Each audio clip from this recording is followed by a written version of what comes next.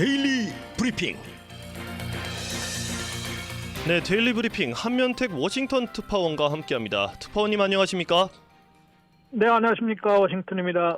네, 이 미국의 물가가 여전히 오르락 내리락하고 있어서 이 연준의 물가 잡기에서 승리를 선언하지 못하고 있는 모양인데 어떤 상황입니까?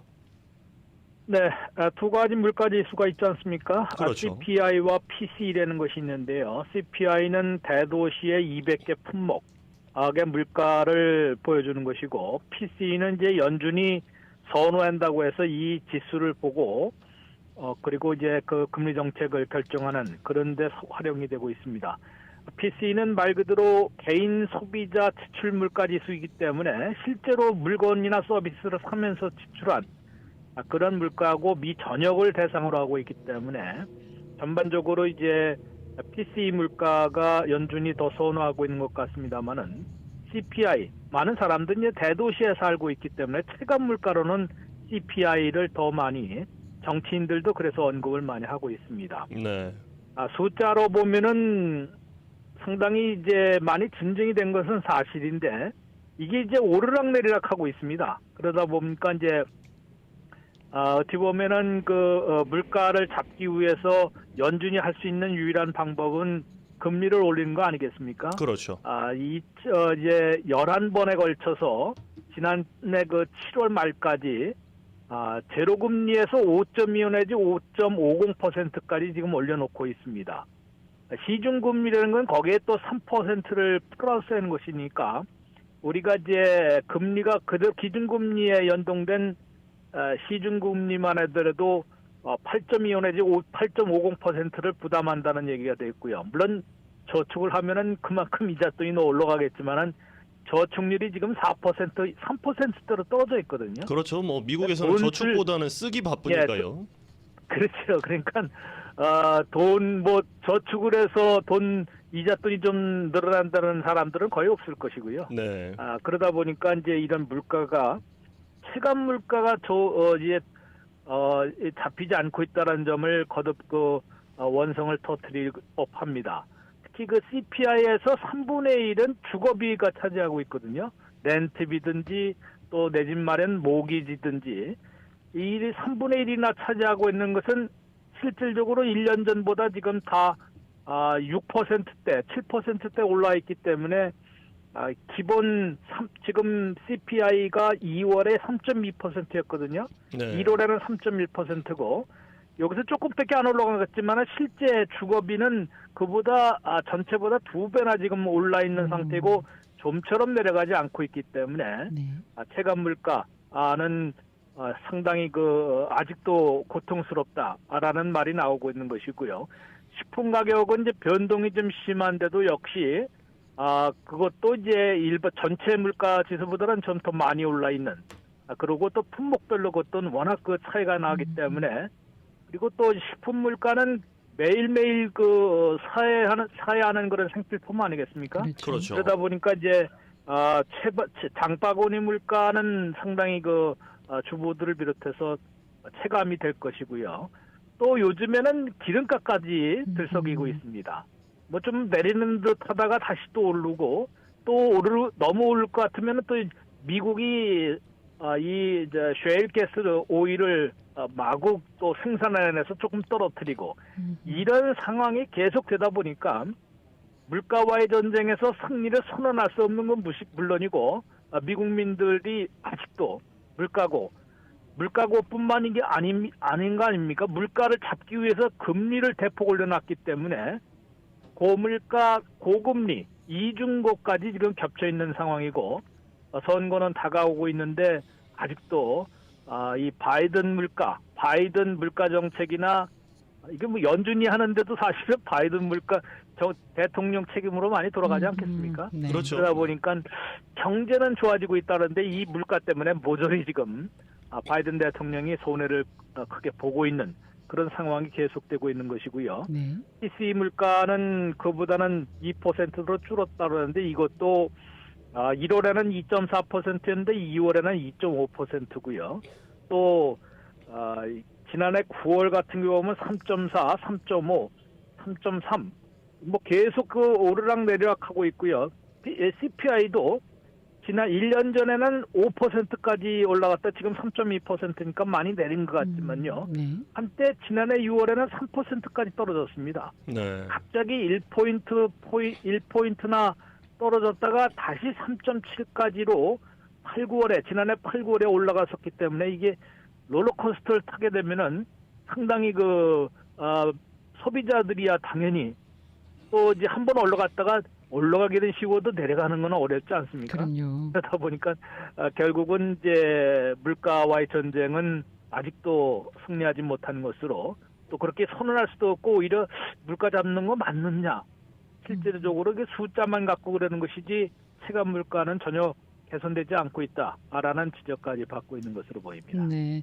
물가가 자꾸 오르락 내리락 하면서 흔들리게 되면은 기준금리 인하를 할 수가 없게 되잖아요. 네. 네. 연준은 그렇습니다. 네, 어떤 입장을 보이고 있나요? 제롬 파월 연준 의장도 그 점을 시인하고 있습니다. 좋게 얘기해서 금리를 내린 금리 인하를 서두를 수 없다. 서두르지 않겠다라는 그런 입장을 밝히고 있는데요. 당연하게 이제 이 금리 인하는 돈을 더 푼다는 얘기가 되겠거든요. 그렇죠. 그러니까 이제 돈을 더 풀게 되면 당연히 물가는 올라가게 됩니다. 그렇죠. 지금의 그 물가가 급등을 했던 이유가 두 가지가 대략 큰 요인이지 않았습니까? 네. 팬데믹 시절에 이제 어찌 보면은 이제 공급망이 완전히 셧다운 됐을 때도 있고 그것도 차질을 빚어서 상당히 그 수요와 공급이 맞지가 않았기 때문에 그런 것이고 거기에 또 일조했던 것이 연준의 판단 착오도 있었습니다. 이게 팬데믹 코로나19 사태가 있으면은 당연히 사람들 돈은 쇼핑을 안 할 것으로 봤는데 온라인 쇼핑은 많이 또 했거든요. 그렇죠. 네. 그러다 보니까 당연히 온라인으로 쇼핑하면서 물건을 요구를 하는데 공급이 딸리니까 당연히 가격이 올라갈 수밖에 없는 상황이었습니다.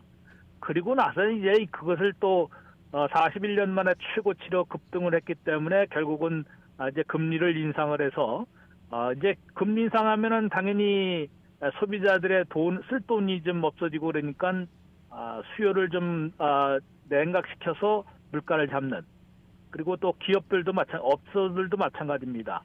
당연히 그렇게 되면 이제 생산과 투자를 좀 주춤할 것이기 때문에 가격을 좀 잡는 그래서 이제 물가의 전쟁을 한 것인데 지금 반대로 분명히 지난해 7월 말까지 금리 인상은 끝났다라는 것은 뭐 누구나 다 얘기를 하고 있습니다.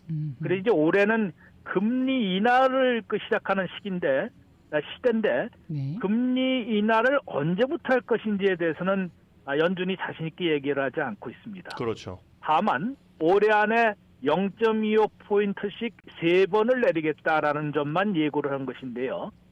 올 상반기는 그냥 지나가지 않느냐 이렇게 얘기하고 올 상반기도 해봤자 지금 2번 남은 거거든요. 네. 5월 1일과 6월 12일인데 이 투자자들은 아직까지도 미련을 못 버리는 건 6월 12일입니다.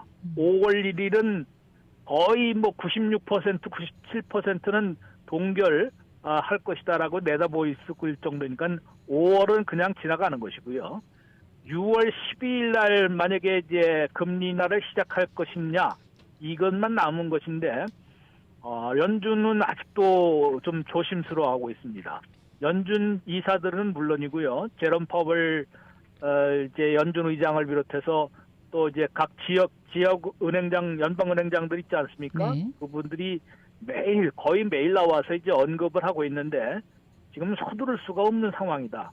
이게 언제 어떻게 될지 모르고 그나마 이게 미리 지난번에도 한번 올해 금리 지난해 12월부터 벌써 올해 3번 인하를 하겠다고 좀 예고를 했거든요. 네. 그런 다음에 아무래도 아주 급등한 건 아니지만은 또 오르락내락한 건 아니지만은 그래도 물가를 잡지 못하고 있습니다. 그다음부터 이러다 보니까 이 연준 말 한마디에도 그런데 실제로 인하를 시작하게 되면은 상당히 그 물가가 더 들썩일 수가 있어서 금리 인하를 이제 섣불리 미리 예고도 못하고 또 그렇게 실제로 단행하기도 좀 어려운 그런 입장임을 분명히 밝히고 있습니다. 그래서 데이터들이 이제 금리 인하를 할 수 있으려면은 물가가 잡혀야 되고요. 네. 또 성장은 그대로 유지되면서 성장이 떨어지면은 뭐 당연히 그것도 이제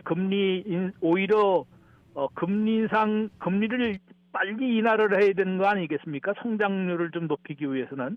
그럼 이제 성장을 높이면 또 물가가 들썩거리기 때문에 그걸 밸런스를 어떻게 잡느냐, 균형을 어떻게 잡느냐가 상당히 이제 연준의 이제 고심이라고 할 수 있습니다. 그래서 일단은 올 상반기에 이제 금리 인하를 시작하는 그런 것을 서두를 수는 없다는 입장을 보이고 있고요. 그래도 월가의 그 투자자들은 조금 민감해서 앞당겨서 보면 제일 빠르면은 6월 12일에 첫 금리 인하가 단행되지 않을까라고 여전히 더 많은 한 61%가 그렇게 보더구만요. 네. 그렇지만은 투자자들보다는 조금 더 늦게 행동하는 추세가 있습니다. 그러면은 다음은 또 7월 말이거든요. 네. 네. 그러면 올 상반기에는 금리 인하가 없을 수도 있다라는 것을 이제 보이고요. 앞으로 이번 주말에 이제 금요일 날 고용 지표가 나올 것이고, 그 다음에 이제 다음 주 화요일인가 수요일인가는 이제 CPI 또 물가가 나옵니다. 그렇죠. 요걸 좀 봐야지만 6월이 어떻게 될 것인지, 5월은 이미 이제 물 건너갔다고 볼 수 있고요. 6월 10일에 과연 시작을 하면은 지금 현재로서는 6월 12일에 첫 금리 인하가 시작이 된다 그러면은 한 번씩 걸러서 아마 될 것으로 해서 6월에 한 번 하고 7월에 건너뛰고 9월에 한 번 하고 11월에 건너뛰고 12월에 하는, 그러면 3번 아닙니까? 그렇죠. 그렇게 이제 4.6%까지 내릴 것 같다라는 것이 현재까지의 그 추측인데, 그 다음에는 그 지표가 아마 이번 주말에 고용 지표와 다음 주에 CPI 그 물가 지수 이런 것이 나오는 것을 보고 좀 판단할 수 있지 않을까라는 생각이 듭니다. 네, 알겠습니다. 한면택 특파원님 감사합니다. 네, 고맙습니다. 네, 워싱턴 한면택 특파원이었습니다. 박현경 기자의 인사이드 아메리카. 네, 오늘부터 캘리포니아주에서는 패스트푸드 업계 직원들의 최저임금이 $20로 오릅니다. 노동자들은 생활 여건이 개선될 수 있을 것으로 기대하면서 환영하는 반면 업주들은 아예 문을 닫을 수 있다고 우려하고 있습니다. 또 소비자들 가운데는 가격이 크게 오를 것에 걱정하는 경우도 있습니다. 이 테슬라 구매 희망자들이 줄고 있는 원인 가운데 일부가 일론 머스크 CEO 때문인 것으로 분석되고는 있지만 테슬라에 대한 충성도는 전반적으로 여전히 높은 편인 것으로 나타났습니다. 박형윤 기자와 함께합니다. 안녕하십니까? 네, 안녕하십니까. 네, 이 캘리포니아주 패스트푸드 업계 직원들 참 좋겠어요. 이 최저임금이 $20로 오르는 게 오늘부터 적용되죠? 그렇습니다. 그동안 워낙 많이 나온 내용으로 저희도 계속해서 전해드린 했습니다만 네. 그 시작이 바로 오늘입니다. 그래서 다시 한번 큰 뉴스가 되고 있는데요. 4월 1일 오늘부터 캘리포니아주에선 패스트푸드 업계 직원들의 최저임금이 $20로 인상됩니다. 이야, 네. 패스트푸드 업계라고는 하지만 사실상 전국적으로 60개, 60개가 넘는 지점을 운영하는 체인이 그 적용 대상입니다. 네. 따라서 그동안 대표적으로 나온 맥도날드, 스타벅스뿐만이 아니라 한인들이 운영하는 업체들도 그 대상인데요. 예를 들어 와바 그릴, 또 플레임 브로일러 등을 비롯해서 한국에서 미국으로 진출한 본촌 치킨 등 상당수 치킨 전문 체인들, 그리고 또 파리바게트, 뚜레쥬르 등 베이커리 등도 캘리포니아주 $20 최저임금이 적용됩니다. 네. 야, 제가 방금 이 시간당 $20 해서 이 8시간 근무하는 기준으로 계산을 해봤거든요. 월급이 $3,200입니다. 야, 굉장히 높네요. 네. 사실 그 최저임금 $20는 굉장히 파격적이잖아요. 원래 임금이 오를 때는 3%, 5% 이렇게 되는데 이번에는 굉장히 큰 폭으로 올랐어요. 맞습니다. 물가가 많이 올라서 최저임금 $20도 턱없이 부족하다는 게 사실 근로자들의 입장이지만 네. 지금까지 최저임금과 비교를 해보면 크게 인상된 겁니다. 네. 올해 1월 1일부터 캘리포니아주 최저임금은 $16인데요. 그보다는 25%가 높은 수준이고요. 그렇죠. 또 작년까지만 하더라도 캘리포니아주 최저임금은 $15 50센트였습니다. 그래서 그때랑 비교를 해보면 29%, 거의 30%가량 오른 셈입니다. 네. 뿐만 아니라 캘리포니아주에서도 LA시, LA 카운티는 각각 $16 78센트, $16 $7달러 90센트 등으로 캘리포니아 주 최저임금보다 훨씬 높은 편인데요. 그런데 이 패스트푸드, 이 프랜차이즈 업계의 $20는 이보다도 더 높은 셈입니다. 앞서 한 달 3,200달러라고 얘기하셨잖아요. 네네. 이황 앵커께서 3,200달러를 한 달에 번다고 생각하면은 거기서 또 세금도 떼야 되고 그렇죠. 그렇게 되면은 한 달 겨우 아파트 렌트비가 겨우 빠지는 듯한 근데 네, 이게 그런 돈이란 최저 말입니다. 시급이라고 봤을 때는 많은 수준인 네. 거죠. 캘리포니아에서도. 네. 시급으로 따지면요. 네, 시급으로 하지만 따지면. 생활비로 따지면 참 턱없이 이것도 네. 부족합니다. 많이 주면 많이 줄수록 좋은. 네. 네. 예, 그런데 뭐 시비는 당연히 엇갈릴 거예요. 이 맞아요. 그런 가운데 노동자들은 반색하고 있죠. 네, 이 캘리포니아주 물가가 너무 비싼데 맞아요. 그나마 최저임금이 이 정도로 오르면서 숨통이 좀 트일 것으로 보고 환영하고 있습니다. 네. 세크라멘토 잭킨더박스에서 일하는 샌드라 지우레기는 NPR과 인터뷰에서 이번 최저임금 인상으로 계산을 해봤더니 2주마다 받는 급여가 $120씩 늘어나게 된다고 말했습니다. 네. 이로써 렌트비 또 그 외 다른 비용을 감당하는 게 좀 더 쉬워질 것이라고 했습니다. 그런가 하면 2019년에 미국으로 이민 왔다는 잉그리드 빌로리오는 AP통신과 인터뷰에서 이렇게 말했습니다. 조금 더 일찍 인상이 됐더라면 다른 곳에서 일자리를 그렇게까지 많이 찾지 않아도 됐었을 것이다 네. 라고요. 앞서 작년 9월에 게빈 뉴섬 캘리포니아 주지사는 이 식당에서 일하는 50만 명 이상 근로자 중 상당수가 용돈을 버는, 그러니까 알바를 하는 10대들이 아니라 네. 가족을 부양하는 성인이라는 걸 고려해야 한다고 주장을 했었고요. 이쪽 업계 노동자들은 이제는 그나마 생활 여건이 조금은 개선될 수 있을 것으로 기대하는 모습입니다. 네. 하지만 또 프랜차이즈 업체들은 직접적인 영향을 받게 되잖아요. 그래서 그 대응책으로 직원 감원이 불가피하다. 그렇죠. 이런 입장이거든요. 그렇습니다. 이 팍스 비즈니스는 이 법 시행 직전에 네. 피자헛, 또 서던 캘리포니아 피자 등 주요 프랜차이즈 업체들이 대량 직원 해고를 단행했다고 보도했습니다. 맞아요. 피자헛은 작년 12월에 배달원 1,200명 이상 감원 소식을 발표했고요. 또 일부 매장은 배달 자체를 중단시킨다고 했었죠. 그리고 직원을 줄이는 대신 주문받는 직원을 이제 키오스크로 대체하는 조치도 앞으로 더 확대될 것으로 보입니다. 뭐 사실 저희 뭐 박형현 기자도 그렇습니다. 저도 그렇지만 한인 이 업주들이랑 얘기를 해보면 이게 임금 인상이 마냥 좋은 게 아니거든요. 그럼요. 예. 이 가격 인상 소식도 이 때문에 나오지 않고 있지 않습니까? 나오고 있지 않습니까? 네, 여러 곳에서 가격을 인상할 것이라고 예고를 했죠. 네. 치폴레는 캘리포니아주에서 메뉴 가격을 5에서 9%까지 인상한다는 소식 많이 이미 올리네요. 전해졌고요. 네. 그리고 잭킨더박스는 지난달 6일 투자자들과 컨퍼런스 콜에서 가격을 6에서 8% 정도 더 올릴 것이라고 밝혔습니다.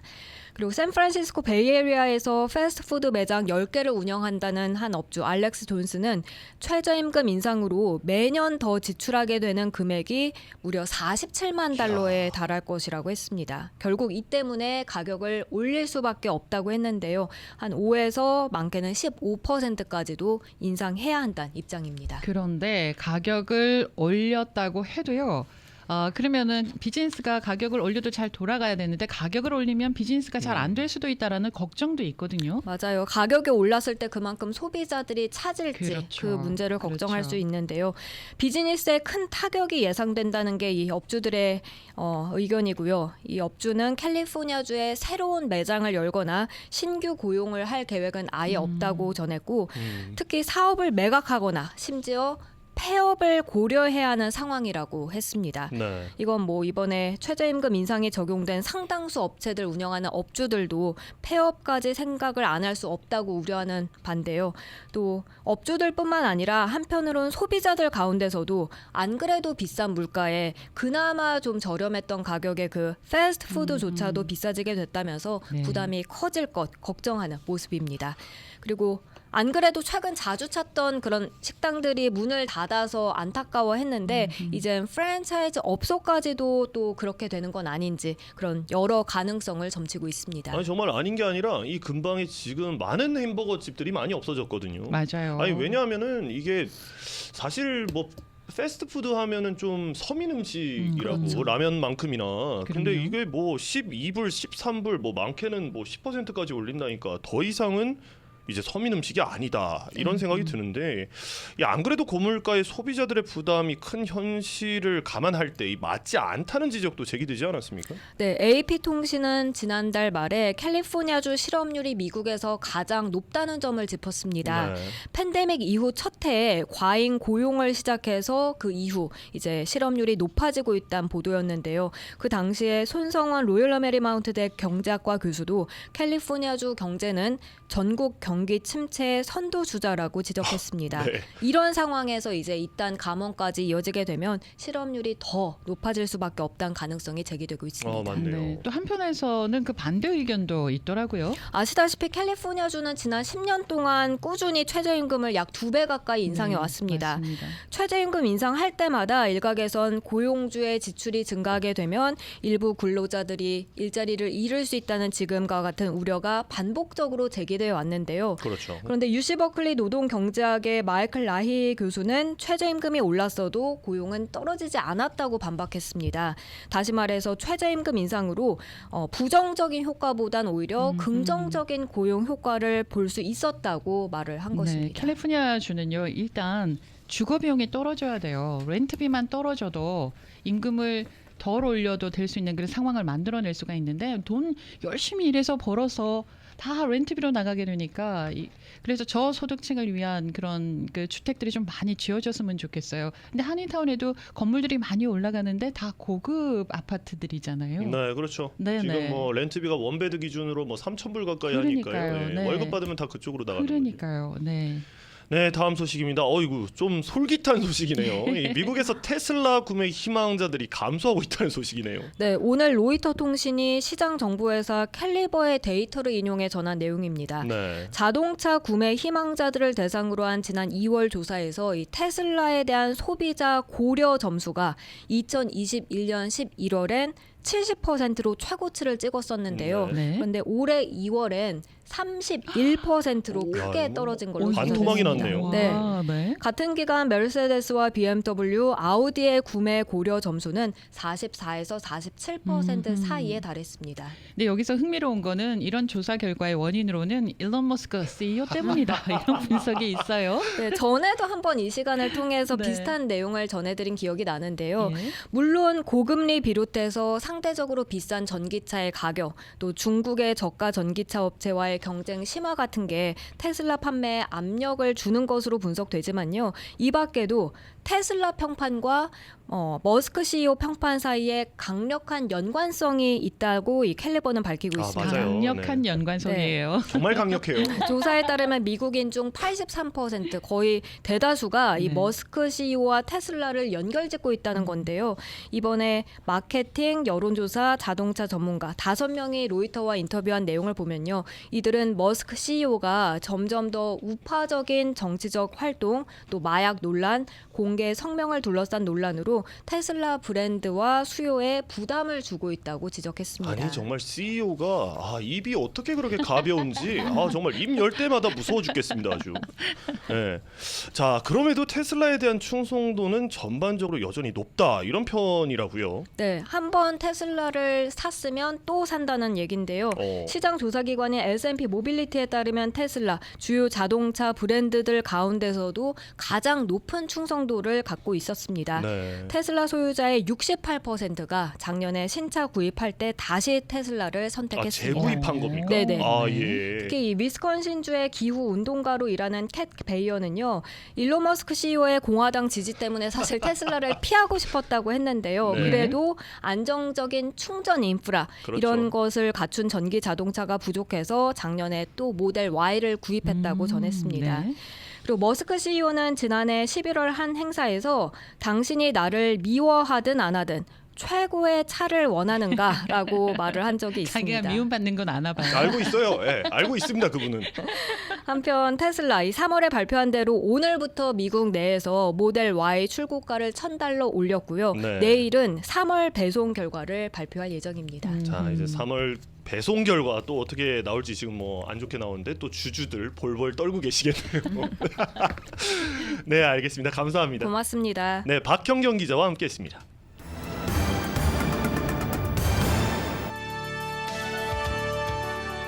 이슈 투데이 네, 이슈투데이 오늘은 심장내과 전문의 조재영 박사와 함께합니다. 박사님 안녕하십니까? 네, 안녕하세요. 네, 이 지난번에 굉장히 놀라운 소식이었는데요. 돼지 심장 이식에 대해서 이야기를 했었습니다. 이 최근에 미국 하버드 대학에서 세계 최초로 돼지 심장 이식 수술이 이루어져서 이에 대해서 조금 더 이야기를 해보겠는데, 우선 돼지 심장을 이식하면은 이 면역 거부 반응은 없는 겁니까? 어떻습니까? 예, 일반적으로 저희가 이제 보통 인간에서 인간으로 이제 장기 이식을 진행을 하는데요. 아시다시피 이제 장기가 굉장히 모자르기 때문에 저희가 이제 돼지의 이제 장기를 인간으로 이식하는 이런 이종 이식에 대해서 연구를 많이 하고 있는데요. 아무 처치 없이 이제 동물의 장기를 인간에게 이식을 하게 되면요. 면역 거부 반응 때문에 하루 이틀 뒤에 그 장기가 다 손상되게 됩니다. 네. 그래서 저희가 최근에 이제 제가 몇 달 전에 얘기 드렸던 그런 크리스파 유전자 변형 그런 기술을 이용해서 그 돼지에 있는 유전자를 변형을 시켜서요. 그 유전자 변형된 돼지의 장기를 이제 인간에게 이식을 하게 되면 그런 면역 거부 반응이 사라지게 됩니다. 그래서 이제 아주 획기적인 기술이기 때문에 그런 기술의 힘에 의해서 저희가 이제 동물의 이제 장기를 인간에게 이식을 하게 되는 거죠. 네네. 그 지난번에 돼지 심장 이식과 관련해서 이제 얘기를 나눌 때는 2022년 또 2023년 그 가을 뭐 이 그 실험에 대해서 얘기를 나눴는데 최근에 하버드 대학에서 세계 최초로 돼지 심장 이식 수술이 이루어졌다라고 앞서 얘기하셨잖아요.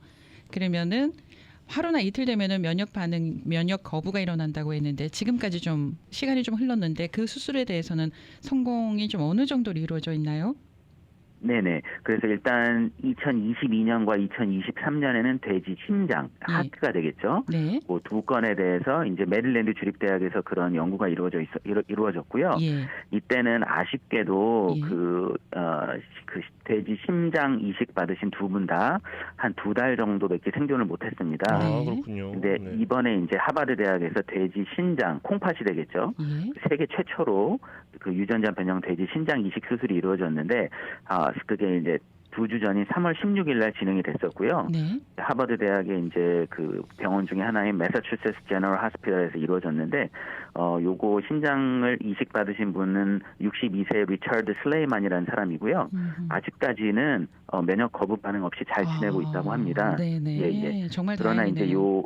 이제 성공을 예측하기는 이미 미리 이제 시간이 너무 빠르고요. 앞으로 이제 경과를 좀 지켜봐야 되는데 네. 저희가 그 전에 이제 주로 이제 원숭이를 이용해서 이 유전자 변형 돼지에 있는 신장을 원숭이에게 이식했던 경우는 몇 달에서 몇 년까지 그렇게 생존이 가능하다는 연구가 있었기 때문에 네. 그 연구를 하시는 분들이나 그 수술을 집도하신 그 외과 의사분들이나 아주 희망에 가득 차 있다고 그런 기사를 제가 엊그저께 읽었고요. 네. 요거는 조금 더 지켜봐야 될 것 같습니다. 네. 그러면은 그 전에는 돼지 심장이 이식되는 그런 실험을 했었고 이번에는 신장 이식인데 신장 이식은 이번이 처음이었던 거죠. 네, 맞습니다. 네, 이번이 3월 16일 날 그 하버드 대학에서 한 게 세계 최초로 유전자 변형 돼지의 신장 콩팥을 이제 인간에게 이식한 그런 첫 사례가 되겠습니다. 네. 그래도 하루나 이틀 만에 부작용이 일어나는데 3월 16일에 수술을 했는데 지금까지 괜찮으면은 꽤나 성공률이 좀 높다고 할 수가 있겠네요. 지금 현재로서는. 예, 아직 현재로서는 예. 과학자들이나 의사분들이 굉장히 희망에 차 있고요. 네. 요게 이제 심장과 신장이 다른 게 예. 심장 같은 경우는 이제 본인이 가지고 있던 심장을 절제를 해낸 다음에 돼지 심장으로 교체를 하는 겁니다. 네. 그렇기 때문에 돼지 심장이 잘 작동을 안 하면 사람이 이제 바로 죽게 되겠죠. 그렇죠. 근데 이제 이 신장 같은 경우, 콩팥 같은 경우에는 자기 신장은 남겨두고 돼지 신장을 추가로 이식을 하는 거기 때문에 만약에 이 돼지 신장이 작동을 잘 안 해서 실패를 하더라도 본인의 신장이 남아 있고 또 투석이라는 그런 치료법이 있기 때문에 그런 경우에는 투석으로서 계속 그 삶을 지탱을 해갈 수가 있습니다. 그렇기 때문에 실패를 하더라도 크게 손해를 보지 않는, 그러니까 실패를 하더라도 사람이 죽지 않기 때문에 이런 신장 이식 수술에 대해서는 조금 더 그 관용이 있을 정도로 많이 할 수가 있겠습니다. 자, 아무래도 신장 같은 경우에는 한 개를 돼지 신장으로 함으로써 조금 이런 보조기구 역할처럼 이렇게 사용을 한다라고 좀 이해를 지금 현재로서는 할 수 있겠는데요. 이 돼지 신장을 이식한 후에 복용하는 면역 억제제 때문에 이 바이러스 감염에 취약하다고 하는데 어떻습니까? 예, 맞습니다. 그래서 이제 저희가 보통 장기 이식을 하게 되면 이제 면역 거부 반응이 있을 수 있기 때문에 저희가 면역 억제제를 이제 평생 복용을 해야 되는데요. 네. 이 면역 억제제가 이제 면역 거부 반응을 낮춰줘서 장기 이식의 성공률을 높이는 그런 약이 되겠지만 이제 한편으로는 우리 몸에 있는 면역력을 약화시키기 때문에 일반인들은 잘 걸리지 않은 희귀 바이러스 질환에 많이 걸리게 됩니다. 네. 그래서 이제 그런 희귀 바이러스 질환이 인간에게서도 매우 문제가 되는데요. 이제 돼지의 이제 심장이나 신장을 이식받을 경우에는 하나 더 문제가 되는 게 이제 돼지에게서 걸리는 바이러스 같은 게 우리 몸에 침입을 할 가능성이 굉장히 높습니다. 그렇기 때문에 그런 돼지에게서 걸리는 바이러스 때문에 이제 장기 이식이 실패하는 경우가 많은데 이번에 유전자 변형 돼지 같은 경우에는요. 그런 돼지에게서 걸리는 바이러스를 미리 예방할 수 있게끔 유전자를 변형하는 기술이 적용이 됐습니다. 그래서 단순히 돼지에 있는 그런 면역 거부 반응을 억제하는 그런 유전자 변형뿐만 아니라 돼지에게서 걸릴 수 있는 바이러스를 억제하는 그런 유전자 변형 그런 기술이 적용이 됐기 때문에 아주 정말 최첨단의 그런 유전자 변형 돼지가 되겠습니다. 자, 그러면 이번에 최초로 돼지 신장 이식 수술을 하기 전에 임상 실험도 많이 있었을 거고 데이터도 많이 축적됐을 텐데 이 돼지 신장 이식 수술의 성공률은 과연 얼마나 되나요? 예, 지금 한 2주 전에 처음 인간에게서 그런 돼지 신장 이식이 일어났기 때문에 아직 성공률을 논의하기는 좀 서두르지만 그 전에 이제 그 원숭이 같은 경우로 봤을 때는 그 저자들이 발표한 걸로는 몇 달에서 몇 년까지 그렇게 면역 거부 반응이 없이 살 수가 있었다고 합니다. 그래서 몇 달은 좀 짧지만 몇 년까지 살 수 있었다는 경우는 굉장히 희망적인 거고요. 더군다나 이제 매일매일 투석에 의존해서 살아야 하는 그런 말기 신부전 환자들에게는 굉장히 희망적인 그런 뉴스가 되겠습니다. 그리고 이제 이 유전자 변형 그런 돼지가 인간에게 맞게끔 설계를 한 거기 때문에 이 인간에게 바로 하기 전에 이제 저희가 원숭이에게 실험을 했기 때문에 아무래도 원숭이와 인간의 유전자는 조금 다르기 때문에 유전자가 99% 정도 일치한다고 하는 원숭이에게서 몇 달, 몇 년간의 성공률이 있었다면 아마 인간에게 그 기술을 그대로 적용했을 때는 이것보다 더 좋은 그런 결과가 나오리라고 그 과학자와 의사들이 예견을 하고 있습니다. 그러면 박사님, 그 원숭이는 우리 인간과 DNA가 굉장히 가깝잖아요. 근데 원숭이도 네네. 신장이 2개죠? 예, 맞습니다. 네, 원숭이 네. 신장이 2개입니다. 아니 궁금할 수 있어요. 예. 왜냐하면 그러면- 원숭이도 다를 수 있지 않습니까? 네.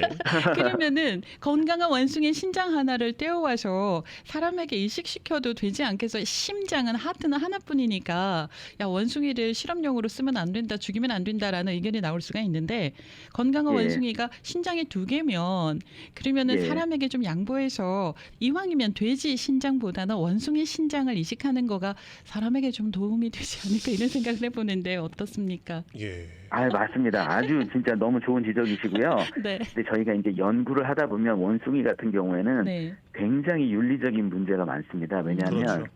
이게 인간과 유전자가 굉장히 많이 일치하기 때문에 네. FDA나 아니면 여러 동물 보호 단체나 네. 그런 데서 굉장히 그 규제를 엄격하게 하고 있습니다. 예. 그래서 저희가 이제 실험실에서 연구를 하다 보면 그런 규제에 막혀서 연구를 진행하기가 굉장히 힘듭니다. 일례로는 제가 이제 실험실에서 연구를 할 때 보면은 네. 동물 보호 단체 같은 분들이 시위를 하는 경우도 굉장히 많고요. 그렇겠죠. 또 이제 유전자를 변형을 해서 어떤 실험을 하려고 하면은 굉장히 심사가 까다롭습니다. 그래서 이제 돼지 같은 경우에는 뭐 한두 달이면 심사가 끝날 게 원숭이 같은 경우에는 막 2, 3년 오래 걸리기 때문에 그러니까 이제 유인원처럼 기술의 보는 진보 속도가 거죠. 굉장히 네. 느립니다. 예. 그런데 아까 말씀하셨던 것 중에 돼지 신장, 그 원숭이 신장에 대해서 면역 거부 반응이 몇 달에서 몇 년 동안 없었다는 것은 이게 그 가운데서도 면역 억제제는 끊임없이 복용을 했다는 전제가 깔려 있어야 되는 겁니까? 어떻습니까? 예, 맞습니다. 보통 이제 장기 이식을 했을 경우에는 물론 네. 타인의 장기를 다른 인간에게 이식을 했을 경우더라도 이 면역 억제제는 평생 복용을 해야 합니다. 왜냐하면 남의 이제 장기가 내 몸에서 이대로 작용을 하려면 끊임없이 면역 거부 반응이 있기 때문에 그걸 억제하기 위해서 평생 면역 억제제를 복용을 해야 합니다. 야, 최고의 의사들과 과학 기술을 사용한 기술이라도 완벽할 수는 없다. 그래도 뭐 저희가 지금 돼지 신장 이식이 실제로 우리 임상에 적용되려면 좀 얼마나 기다려야 하는 겁니까? 네네. 그래서 이번에 이제 2주 전에 있었던 그런 하버드 대학의 결과를 바탕으로 지금 과학자와 의사들이 지금 미국 FDA에 대규모 임상 실험을 제안을 하고 있습니다. 그래서 이런 임상 실험이 이제 성공적으로 끝나야 이제 그때 FDA에서 이제 허가를 하기 때문에 일반 이제 말기 신부전 환자들에게 이런 유전자 변형 돼지 신장 이식이 가능하게 되기 때문에 앞으로 제가 보기에는 한 5년, 10년 정도는 걸리지 않을까 그렇게 생각을 하고 있지만 네. 그래도 일단 최근에 제가 이제 클리닉에서 보면 말기 신부전 환자분들이 이제 신장 이식을 기다리면서 굉장히 고통된 나날을 겪고 있는 걸 제가 많이 볼 수가 있는데요. 네. 예, 이런 유전자 변형 돼지 그런 신장 이식 기술이 많이 가능을 하면 그런 분들이 정말 진짜 빨리 하루라도 그런 투석의 고통에서 그 해방되는 날이 올 수 있기 때문에 지금 이 소식은 매우 고무적이라고 생각이 되고요. 앞으로 연구가 조금 많이 진행이 되면 곧 우리 곁으로 이제 돼지 신장 이식이 가능할 날이 곧 멀지 않았다고 생각이 됩니다. 뭐 사실 저희 같은 입장에서는 이런 그 의료 쪽은 드라마나 좀 영화나 이런 데서 겪을 수밖에 좀 볼 수밖에 없는데 그렇죠. 이게 뭐 그 슬기로운 의사생활이었나요? 거기서 보면 또 장기 이식 관련이 나오는데 굉장히 그 장기 이식이 사실은 그 돌아가신 분의 장기를 가지고 와야 되는 부분도 있고 하기 때문에 굉장히 장기 이식을 기다리는 순서가 굉장히 오래 걸린다고 알고 있는데 맞습니까? 네, 맞습니다. 이제 장기에 따라서 또 이제 병의 위중증에 따라서 어느 정도 기다려야 되는 거는 이제 각 개개인의 결정이지만 많게는 5년, 10년도 기다려야 되고요. 네.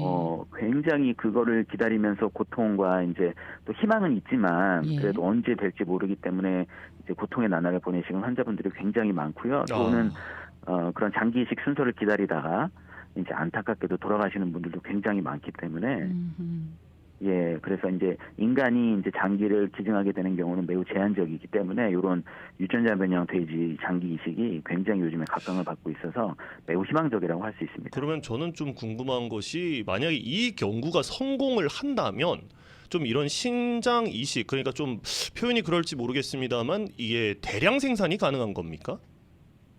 그렇죠. 이 유전자 변형 돼지 같은 경우에는 이제 아무래도 이제 원숭이만큼 그런 규제가 이제 엄격하지 않기 때문에 네. 저희가 이제 유전자 변형 돼지를 대량 생산해서 그런 장기를 대량으로 공급을 할 수가 있기 때문에 그래서 더욱더 희망적이라고 할 수 있겠습니다. 네. 면역 억제제도 또 많이 생산이 돼야 되겠네요. 수술이 예, 늘어나는 그렇죠. 만큼. 요즘에 면역 억제제 같은 경우는 굉장히 개발이 많이 돼서요. 예. 요즘에는 정말 다양한 면역 억제제가 나와 있고 예. 그런 면역 억제제가 성능이 굉장히 좋기 때문에요. 네. 그렇군요. 일례로 이제 심장 이식 같은 경우, 하트 예. 심장 이식 같은 경우에는 보통 10년 생존율이 90%에 이릅니다. 그러니까 네. 10명 중에 9명은 10년 뒤에도 살아남을 수 있다는 거죠. 와, 고무적입니다. 예, 굉장히 고무적이죠. 그러니까 말기 신부전, 하트 페일리어 같은 환자분들은 이제 심장 이식만 받으시면 앞으로 10년간은 무리 없이 살 수 있으시기 때문에 요 네. 장기 이식은 굉장히 희망적이고 많이 개발이 되는 그런 기술이라고 할 수 있겠습니다. 너무 고무적인 소식이네요. 제가 앞서 말씀드렸던 제 말은 정말 정정을 해야 되겠습니다. 완벽하지 않다가 아니라 완벽에 가깝다라고 정정을 해야 되겠네요. 네. 너무 예, 좋은 맞습니다. 소식입니다. 예, 앞으로 5년에서 10년이 이제 고비가 되겠습니다. 조금만 아프신 분들은 조금만 더 견뎌 보자고요. 네. 알겠습니다. 박사님 감사합니다. 예, 감사합니다. 네, 지금까지 심장내과 전문의 조재영 박사와 함께했습니다.